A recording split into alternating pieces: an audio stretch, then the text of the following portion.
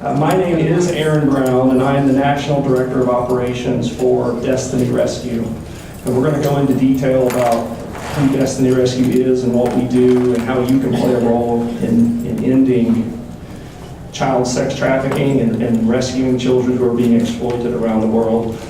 Before I do that, I will answer maybe the first question that's on everyone's mind is I'm 6'9". Okay, so for those of you that were wondering, I am 6'9". I do have Toby Helton with me today. Toby is one of our area representatives, and you'll see him at our table located out in the foyer most of this week, all of this week. So hopefully, yeah, as we talk about this, when we talk about doing something, some of you will decide that you want to do something and you want to get involved and you want to help these kids. So we're just going to jump right in, and we're going to start. I just want to share this quote from Martin Luther King, which says, our lives begin to end the day we become silent about things that matter. All right, there's a lot of need that exists in the world today, right? Homelessness and poverty.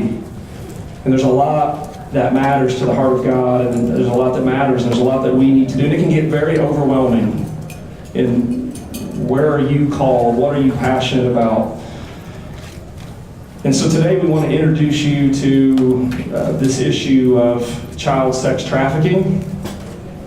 Because maybe some of you, this is exactly where you feel like you should be, and maybe you don't know anything about it. And so my hope is that we can at least put a name to it by telling you a story or two today of children who have been trapped in this life.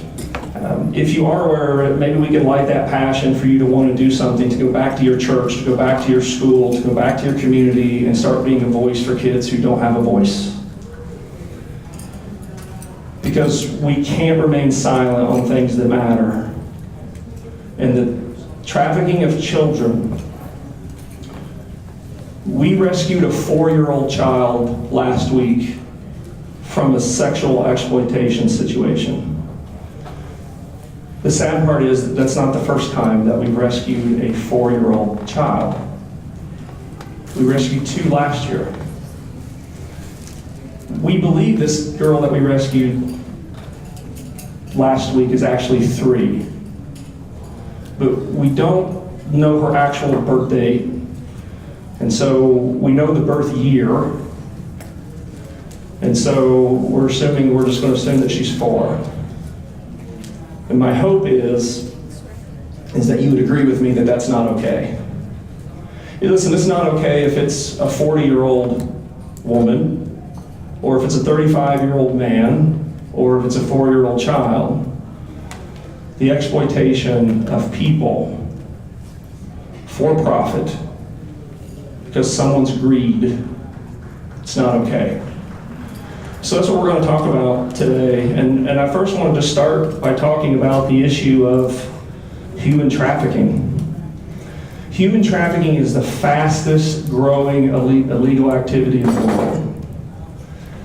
Industry experts would tell you that possibly over the next 5 years, 10 years, that it will surpass illegal drugs as the largest, most profitable illegal activity that exists. So here we are in 2017, and the buying and selling of people is going to become the largest illegal activity. There are more slaves today than at any other time in history. That's what's believed. So if you think back to your history lessons, your textbooks, the days of slavery, it is believed that there are actually more people enslaved today than at any other time in history. We don't see it the way that it was then. It's different. It's happening in underground tunnels, in rooms, in brothels in India. We work in a place as an organization where children are taken, abducted into rooms that are underneath a building, and these girls stay in a room and there's one mattress in the room and that's it. And those children never see the light of day. That is their home. The door opens when the next customer comes in. Door opens when maybe they get some food. But that is their home. How do we really know? You know, it's estimated that there's over 26 million people trafficked right now, enslaved. How do we really know that? We don't, right? People in our industry do their best guess based on doing studies and whatever research, but it's such a hidden thing in most parts of the world that we don't really know. Trafficking affects every country around the world. It happens right here in our own country. I'm going to talk internationally today, largely, but I can't move forward without making sure that every one of you in here knows that it happens right here in our own communities. Not long ago, 2 men were arrested in Muncie, Indiana Mall for trafficking girls back to Chicago. Their father was the ringleader, and his 2 sons would go visit 4 or 5 different malls and recruit girls for jobs. And then they would take them to Chicago, and they would take all of their ID, and they would trap them. I live in Fort Wayne, Indiana. Not long ago, we had an issue where there was a man arrested because he was pimping out a 13-year-old girl in downtown Fort Wayne. Recently, there was a bust in a very small town in North Dakota where 2 men were trafficking young girls and young boys. So it does happen everywhere. It happens right here. That 93% of the trafficking that happens around the world is happening in the developing world. Places like Thailand and Cambodia and India, where you have extreme poverty, where governments don't have the resources to fight it. Maybe they don't have the finances to do it. They don't have the manpower to do it. And in some instances, you know, the corruption that exists within law enforcement and governments keeps it from happening. And I'll talk a little bit about that more as we go. People are being trafficked daily. When we talk about children, the estimate is about 1.2 million children each year, which is about 1 every 26 seconds. So if I stand up here and talk to you for 30 minutes today, that means 60 children will be trafficked into slavery while I'm standing here. Now, I didn't do a count of how many we have in here this morning, but it would be a good chunk of our room. Children like Lee, who lived in a remote village of Thailand, and at the age of 14, she just turned 15, she was forced from her home by her mother.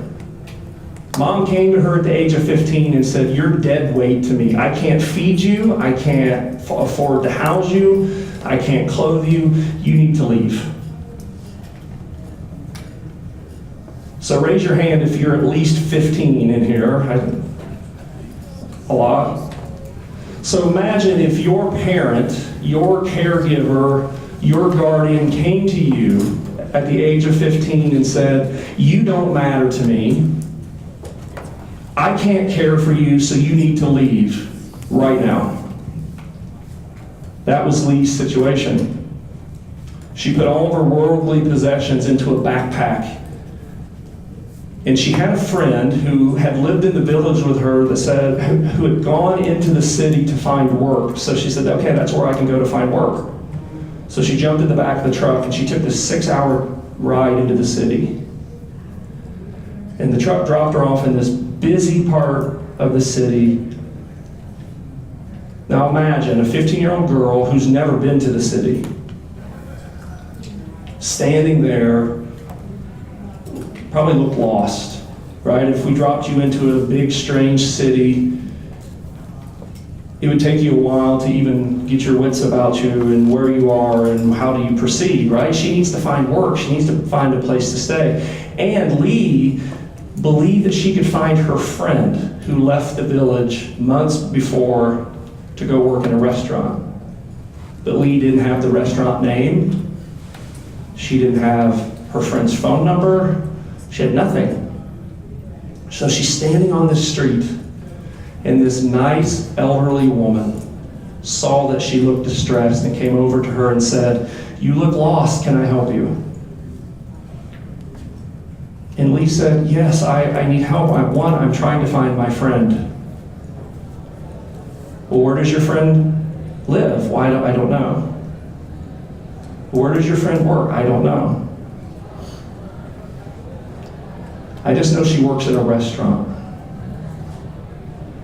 And then the lady said to her, "Do you have a place to stay? When was the last time you've eaten?" And Lee's like, I don't have a place to stay." And this very nice elderly lady said, "I can help you. I have a place that you can stay. And tomorrow, I'm going to help you find your friend.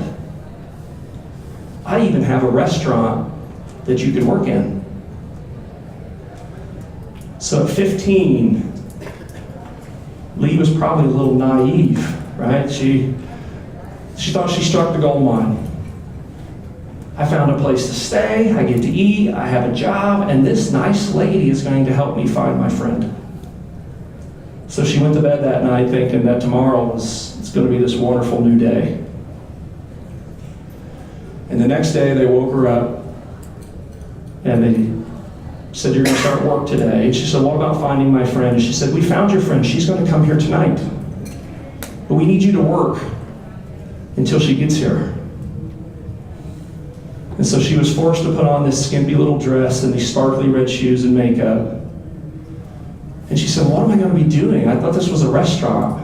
I thought I was working in a restaurant." And she said, "No, you're going to sleep with men." Now, Lee had no concept of sex. She literally believed that she was going to sleep next to men. And she quickly learned that wasn't the case. She began being abused 5, 6, 10, 12 times per day. The abuse went on for close to 2 years. And she would scream out every night. She told us this, that she would scream out every night hoping that someone would hear her. The problem was the only people who could hear her in the room in which she was kept were the people who were abusing her. And so when she screamed, guess what happened to her? She was beaten. She had photos taken. It was bad enough of what they were doing to her, but it was multiple men a lot of times. They were taking photos and videos. Who's seeing this? And that abuse went on and on and on. Lee's story is just one of millions. It's just one of millions. There are millions of children right now in that same exact situation. And we can do something to rescue them. We can do something to set them free. You know, how does someone get stuck in this world of human trafficking? Abduction. I'm sure some of you have seen that in TV and movies, right? The abduction and then they're forced into this life. It definitely happens. We see that in India a lot. Children who are taken off the street, who are taken from train stations, abducted and then trapped, having their identity taken from them, and then they become trapped. Poverty is the number one driver of trafficking. Moms and dads, teenagers, kids, they're in a situation where they're hopeless, they're in despair because they can't afford to feed their kids, and so they sell them. I was in India 3 years ago and sat down with a mother who had 3 days before I arrived sold 3 of her children for $50 apiece. But that was a half a year's income for mom. She couldn't care for them. She thought they'd be better off because this trafficker promised her the world. I can feed them and I can clothe them and I can do all this stuff that you can't do for them. And so she believed it. She thought they would be better by her selling them. And she had a little bit of money. And she used the money to pay for her other daughter's wedding. So in some instances, it's poverty where moms and dads are selling. A lot of times it's a debt. There's a debt that hangs over the family's head or the girl's head. I just returned back from Cambodia. And we had a situation there where a father got really sick and the family had to take out a loan in order to pay for his medical expenses. So they took out a $2,000 loan. Now for a lot of people thinking about, especially here in the United States, $2,000 loan's not a big deal, but to this particular family it was. And not only did they take out this loan, but the interest rate that the bank gave them was like 30%. They're never going to be able to pay that. So guess what happens? The oldest daughter is expected to go out and find work to help pay the debt. Because in their culture, if you have a debt that's not paid, you're cursed. You bring shame to your family and dishonor to your family. So this particular girl was 13, and she needed to go help provide for the family to help pay this debt. But she had no education. She had no job skills. I don't know about you, but I don't know what job a 13-year-old can go get if you're not educated and you have no skills. She ended up being a waitress in a bar. But what happens in these bars is any man that comes in can say, I want to have sex with that waitress, and he negotiates a price with the person who owns the bar, and it happens. 1 in 3 men in Cambodia have admitted to having sex with a minor. 1 in 4 have admitted to participating in a rape situation. So culturally, it's okay for these men to go into bars and they look at these girls and women as that piece of meat to say, I want to be with her. What's it going to cost? When I was in Thailand 3 weeks ago, I had a chance to do undercover work. And I'll talk a little bit about Destiny Rescue and how we go about rescuing kids. But I went into this bar. It's really meant for locals, not white men necessarily. We were the only white men in there, but we were posing as sex tourists. And unfortunately, that's an industry that exists today. So we're in, and they know we're there looking for girls. The reason we're in there is we're looking for children. We're in there looking to see if any of these women look like they're underage. And so we sat down at our table, and after they took our drink order, this nicely dressed woman came to the table, and she basically said she wanted to bring us basically the menu of girls. And as we're sitting there, she brings 8 women and lines them up in front of our booth, in front of our table, and we get to pick who we want to have sit with us at our table. I mean, it's like I'm looking at the menu. I can sit with you, and you. And they're going to sit in my booth with me at this bar, and they're going to tell me how great I am, and they're going to flirt with me, and they're going to keep filling up my beer. I'm going to buy them drinks. And when I'm ready, All I have to do is find that nicely dressed woman, which we would call the mama son. Okay, she's the mama, she runs the place. She's the pimp. I would find her and say, how much for sex with all of them, one of them, whatever I want. We've had instances where we've started to ask about price because that's how we help to rescue these kids. But we've seen it for as little as $5 US.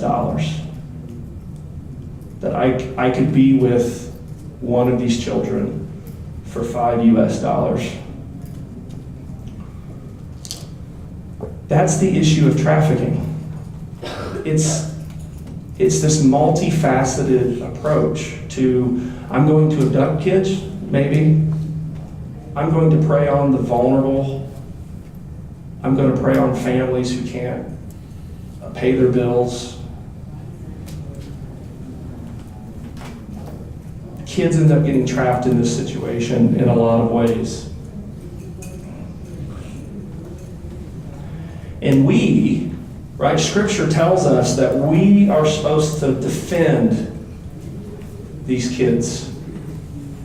Right, that we're supposed to maintain the rights of the poor and the oppressed. And we're supposed to deliver them from the grasp of evil people. You know, there's another version that says from the hands of the wicked. And I hope, again, that you all will agree with me this morning that the people who are doing this to these children are wicked. And so that's where Destiny Rescue comes in. And so I want to take a little bit of time to talk to you about who we are and what we do. So we are a faith-based nonprofit that goes into the darkest places around the world, and we rescue children from sexual exploitation. We have a team of undercover agents who go out 4 to 5 nights a week posing as rescue agents, or posing as customers in search of children. So far this year, we've rescued 405 children.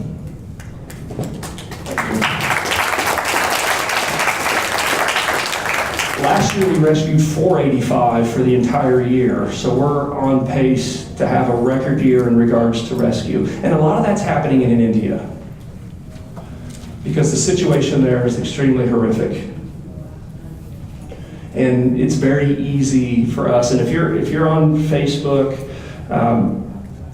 check out the Destiny Rescue page. There are some undercover videos specifically on Facebook where you can actually see our team going in undercover into some of these horrific places in India.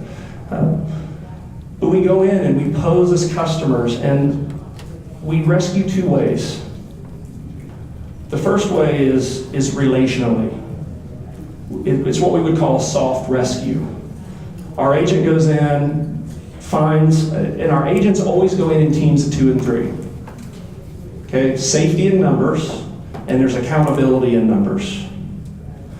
Our team goes in and they try to identify, do any of these women look underage? If we identify a child, we'll actually have her come sit next to us just like a customer would. The minute she sits down next to us, we want her to know we're completely different than any man she's ever met. Good men don't go to these places. We want her to know we're good men. The very first thing that our agent typically does, we ask her what her name is. That makes us different, because most of these girls are known by a number. They're wearing a number 77 on their bikini, and the trafficker strips them of their name, typically, because it's about dominance. You have no identity, you are a commodity, you don't have feelings, you work for me, you get no name. So we ask her what her name is. We look her in the eyes, we try to make her laugh. You know, the number one question we get all the time about rescue agents is, you know, I'm a big guy, Toby is ex-military. Our rescue agents are not military, they're not police. Some of them are, but most are plumbers, I met one of our agents a couple weeks ago, and he literally is like 5'4", 120 pounds. He is not going to hurt anyone. But thankfully, we're not vigilantes. You know, I don't know if you've ever seen movies like Taken and these things where, you know, people go in and they kick the butts of the bad guys. It doesn't work that way. It doesn't work that way because the safety of the children is of the utmost importance. If we go in, guns a-blazing, it doesn't work. The first 2 years we tried to rescue kids, this is how many we rescued. 0. Because our team went in and said, come on, I'm going to take you out of here. I'm going to take you someplace safe. And these girls looked at our agents and went, who are you? And well, I'm not going anywhere with you. But you may take me someplace worse. Imagine that. They actually think that there's something worse than what they're already being forced to do in a lot of situations.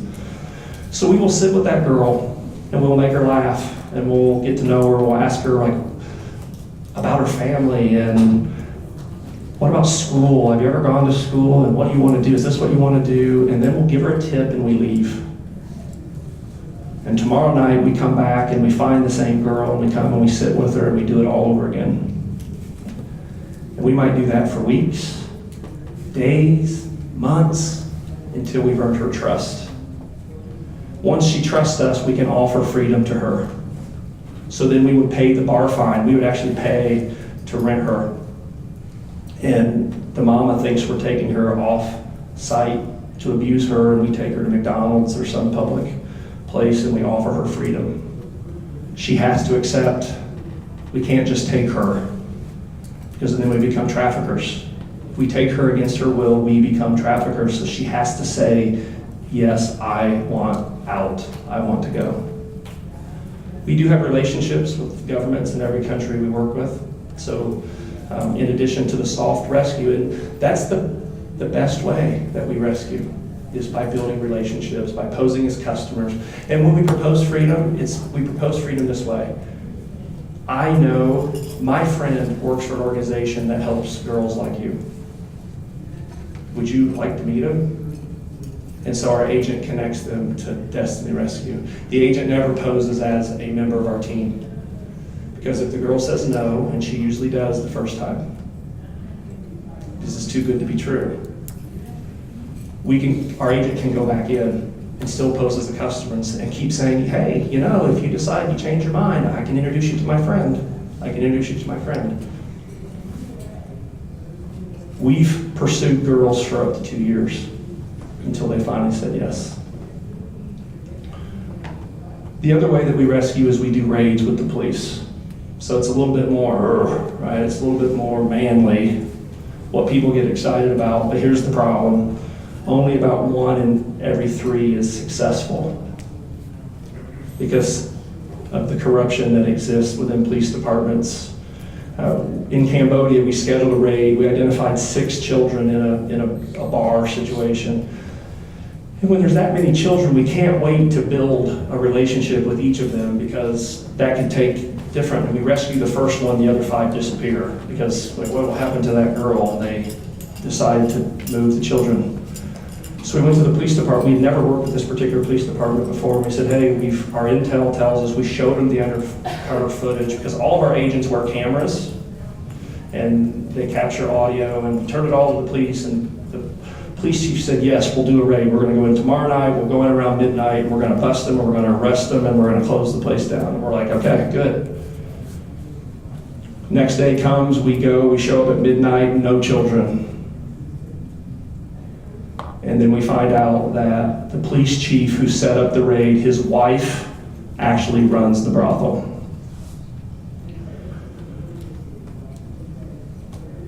That's one of the reasons why we work in some of the places that we work, is because the police, the government, the parents, they're not fighting for these kids. So we do it. So we do this undercover relational rescue. We work with the police. We also work with the FBI. We work with Thailand National Police. So we rescue in 6 countries currently. Thailand, Cambodia, Laos, Philippines, India, and the Dominican Republic. Those are the 6 countries in which we're currently rescuing. Someday we will rescue here. when the time is right, when God leads us to here, and when the government wants additional help. We're fortunate to live in a country where our government and our police department is putting forth a lot of effort in this issue. There are a lot of countries that that's not happening. And so these innocent children have no one to fight for them. So once we rescue the kids, and we truly do set them free, once we rescue them, we restore them. So the girls, and we do rescue boys, but it's a very, very small percentage. We've rescued 2,400 children in the last 5 years. 99% of those have been girls. It's probably more than 99% actually. So we do rescue boys. We work with other nonprofits to get them placed in programs, because we do have aftercare programs and homes where we bring the girls in and we meet their needs. The first thing we do is an assessment. What is your situation? Where's your mom and dad? If the children have been abducted, we help reintegrate them with their families. They should be home with mom and dad. Most of the time we find out that mom and dad are part of the problem. And so we work with the government to determine if it's safe for them to go back or not. So after this assessment, the girl then will enter one of our programs. She stays in one of our homes where we meet all of her needs. So medically, you can imagine girls who are being abused 5, 6, 10, 12. I mean, listen, in India right now, we're seeing possibly up to 20 to 25 times a day. They have medical concerns and medical needs, so we meet that for them when they come into our care. They get counseling, they get Christian-based counseling. We can't force all of these children to become Christians, or we wouldn't be allowed to work in Laos, and we wouldn't be allowed to defend the kids in India. But they see it, they get exposed to it, they get to participate in Christian studies and Bible study. And I'm proud to say that most of the children give their heart to the Lord because they've seen and felt the real tangible love of Jesus in action, right? Someone came into hell on earth, offered them a hand, and then someone clothed them and fed them and loved them. Most of them have never even felt love from their own parents. And the girls say, I want that. I don't understand this, but I want to be a part of this loving people thing. And so ultimately the girls decide that they want to become Christians. They want to give their heart to the Lord. So we do counseling, we teach them life skills, we educate them, and when they become job age, so 15, 16, we teach them a vocational skill. So it could be jewelry making. So out in the foyer we have a bunch of jewelry that's been made by girls. Sewing. We own 2 coffee shops, one in Cambodia and one in Thailand, where we teach girls to be coffee baristas and servers and cooks. The general public has no idea that every girl working in there has been rescued. It just looks like a cafe, but it's a training way for us to teach these girls a vocational skill. We have a girl in Cambodia right now learning digital animation through a program created by someone from Pixar. We have girls learning graphic design. They choose the vocational skill that they want. We have programs already created, but if one of the girls says, I don't want to do any of that, I want to be a nurse, we help her become a nurse. Because if we force her to do a skill that she doesn't want to do, how happy is she going to be when we put her back into life doing that work? She's going to be unhappy, and when she's unhappy, what happens? She becomes vulnerable now to this false promise that I can give you this wonderful job that you're going to love. And she buys into it, and then she gets trapped. So we teach vocational skills so that they can learn how to generate a dignified income. And when they're ready, we reintegrate them back into their life. That could be a few months, it could be 2 years, however long it takes for them to be ready to get back into life. We do work with parents. So once we identify that mom and dad are the problem, we try to work with mom and dad so that when we send the daughter home, mom and dad won't traffic them. So we teach mom and dad how to generate an income. So we teach frog farming. We teach mushroom farming. So I want to take some time, the big thing is about doing something And it doesn't matter what your situation is as you're sitting in here today. It doesn't matter how old you are. It doesn't matter what your family situation is, that you can play a role and do something to help defend these kids and help rescue kids. And I want to take just a few minutes to talk about a few of those tangible things that you can do to play a role in this terrible thing. And this first one seems really simple, but it's super important. To be praying for the kids who are trapped. To be praying for the rescue agents. To even be praying for the men who buy time with these kids and the traffickers. I sat in a bar in Thailand 3 weeks ago, and I was so angry as I looked around and I saw these men preying on these girls and these women. I was so angry. I literally wanted to just get up, take each of them out back, and pop their head off. I mean, that's how angry I was becoming. And then God met me right in that moment, and he said to me, Aaron, I love these men just as much as I love you. You need to be praying for them because they need to be rescued.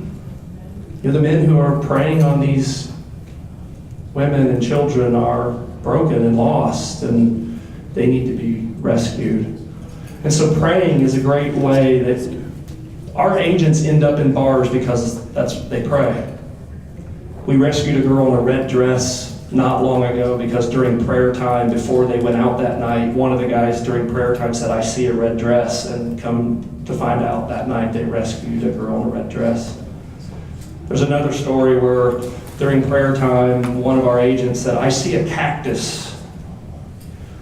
And the guys looked at him, a cactus? Well, they ended up that night finding 5 children in a bar called the Wild Cactus. So prayer is very powerful. You can play a part of rescue.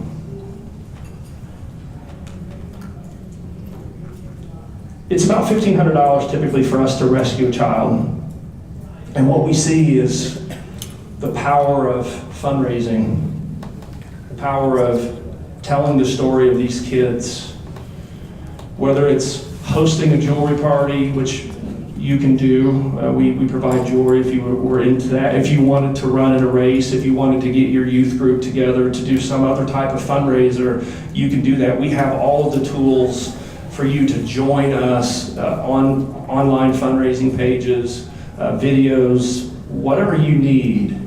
We want to provide you to help raise funds so that we can continue to rescue kids. And we've rescued 405 kids this year, but we could easily rescue thousands because it's that easy for us to find children. It's just, do we have the resources to be able to, 1, rescue them, and 2, care for them once they come into our care? Because if we can't care for them and we can't restore them, then why did we rescue them? Because the industry would tell you that 90%, 9 out of 10 who are rescued will go back. And that happens because restoration programs aren't good. I also believe it's because they're not biblically based typically. Ours are. Girls aren't learning vocational skills. No one's working with the family, so when she's rescued and she's sent home to mom and dad say, you need to go back because you need to help us pay the bills. We can rescue lots of kids, but it's raising that fund. So there's lots of fundraising options, but that's one way that people can get involved. You can get involved in helping us rescue kids by helping us raise funds and raise awareness. We have something called Take a Stand, which is our youth initiative, and it's a stand-a-thon. I don't know if there's any better word. You pick the time and you say we're going to stand up against slavery of children, and you go out and you get pledges, right? I'm sure you've participated in bowl-a-thons and walk-a-thons. It's a similar type of thing. But we see this happening all over the country. We're seeing schools and youth groups rescue 1 child. We had one earlier this year that they raised enough money to rescue 19 because of 2 started with 2 young ladies who were super passionate, and they just inspired a lot of other people to join. So that, again, it's another simple way to do something. We're in the process of launching this kind of social media campaign. Hashtag is iRescue, is this ability of saying this is how I rescue, and to challenge other people how they can too. And it could be as simple as saying, I rescue because I pray for these kids, and I pray, or I've decided to do a fundraiser, or I bought a friendship bracelet out here, and sharing that on social media so that we can start to build a voice around this idea that kids need to be rescued. These kids have no voice, and we need people like you. And I can tell you, I put this out on my social media, I put this out on my Instagram account. I guarantee you that every person in here, if you have an Instagram account, you have a lot more followers than I do. Okay? So you getting involved in these types of things help us just spread the awareness that people are trapped, that kids are being abused. It's a great way to just create some awareness. You know, I mentioned I just got back from a trip, and this young lady is 16, and we would never further exploit her by showing her face. But we had a chance to spend time in the home and spend time with the girls, and she didn't want to be a part of it. And then I learned that she was relatively new to the home, like a month. And she's broken. And we started to play games, and listen, I'm a dad. I'm a silly dad. One of my daily goals is to embarrass my children. So I'm known to do the worm on the floor in strange places, to whatever I can to get a laugh out of my kids. And so I act that way with the girls, because they're still working through trust issues with men. And if they see me as some goofy dad, it's just some goofy guy, I don't come off as a threat to them. And so they taught us some silly dance, and we danced, and afterwards she wanted to take all kinds of photos, and it just showed me, one, just how precious her soul and spirit is, and all it took was me to spend a little bit of time of making her laugh, and that's what our agents do. That's what our agents do, is they build relationships and bring these girls into a place where we can restore their destinies, what God wants for them. And this was just another photo that I've been playing basketball since I could walk. College, basketball paid for my college education, but I never enjoyed playing basketball as much as I did on this day. And at least 3 of those girls had never even made an attempt at shooting the basket. And it reminded me that they're kids who've been robbed of their childhood. The girl that's learning digital animation that I mentioned earlier in Cambodia, I think she's 16. Before she came to our home, she had never drawn a picture. And during crafts one day, she was given crayons and pens, and she started to draw, and 6 months later, she loves it so much that she's learning how to do it on the computer. We rescue kids and restore kids because of people like you. And so my hope is that you want to join us in this fight. And I'm just going to end with this. Is that the only necessary thing for the triumph to deal is for good men and women to do nothing. And you can do something.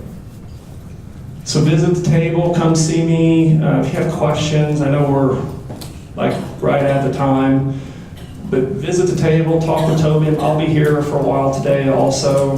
Would love to connect and talk with you about how you can get involved in this fight and what you can do in your local community or your church or your school to help rescue kids from this evil. So thank you so much.